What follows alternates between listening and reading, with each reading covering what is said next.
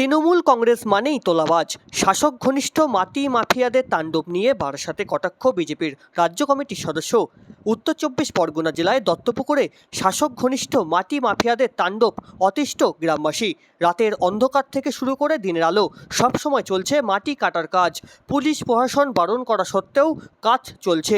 এই ঘটনায় আজ বিকেল 5টা 30 নাগাদ বারাসাতে সাংবাদিকদের মুখোমুখি হয়ে বিজেপির রাজ্য কমিটির সদস্য তাপস মিত্র বলেন, তৃণমূল কংগ্রেস মানেই তোলাবাজ। তিনি আরও কি বললেন আমরা শুনে নেব। দাদা কি বলবেন? তৃণমূল কংগ্রেস মানে তোলাবাজ, এটা আমরা বহুবার বলেছি। 2026-এর বিধানসভা নির্বাচন আপনারা জানেন যে তৃণমূল কংগ্রেসের বর্তমানে যে অবস্থা, তারা বুঝে গেছে যে তারা আর ক্ষমতায় আসতে পারবে না। তাই যে যেভাবে পারছে তোলাবাজি করছে। কেউ কয়লা থেকে তোলাবাজি করছে, কেউ বাড়ি থেকে তোলাবাজি করছে, আর দত্তপুকুর কাঠালিয়াতে মাটি কেটে সেখান থেকে তারা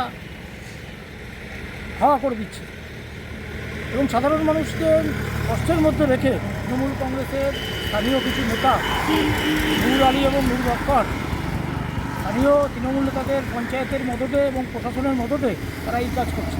আর প্রশাসন জেনে শুনেও নির্বিকার কেন, তারাও এখান থেকে কাটমানি পাচ্ছে। সুতরাং এই সরকারের বিদায় না ঘটলে পরিবেশ ভারসাম্য যেরকম থাকবে না, সাধারণ মানুষেরও কষ্টের তারা নাবিশ্বাস হয়ে যাবে। সুতরাং আমরা চাই এই ব্যাপারে প্রশাসন সদা সতর্ক দৃষ্টি রাখুক এবং কঠোর থেকে কঠোর ব্যবস্থা নিক, যাতে এই ধরনের মাটি মাফিয়ারা তারা পরিবেশ ভারসাম্য যাতে নষ্ট না করতে পারে সেদিকে তারা দৃষ্টি দিক। এটাই আমরা প্রশাসনের কাছে অনুরোধ করি।